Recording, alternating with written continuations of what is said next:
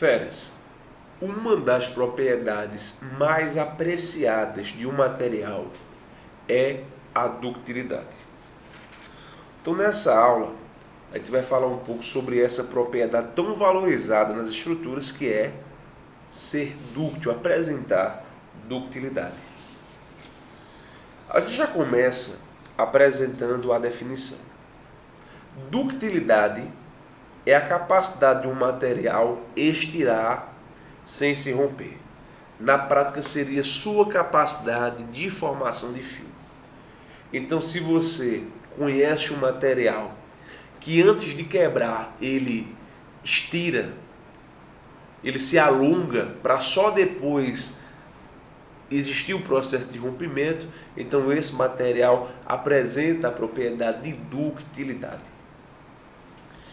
Existem ensaios que são realizados para verificar se determinado material é ou não dúctil.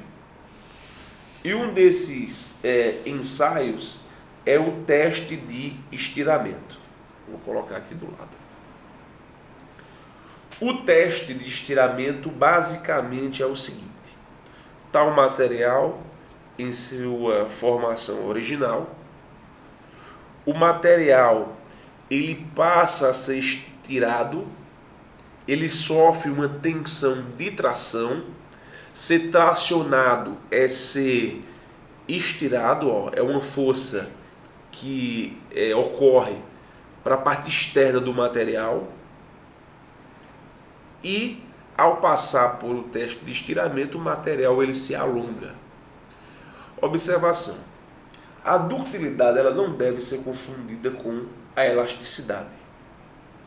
Em ambos os processos é verdade, o material ele se deforma, ele aumenta de tamanho. Só que no caso da elasticidade, existe, além da deformação, uma capacidade natural de recuperação da estrutura. Então vai e volta, como se fosse uma mola.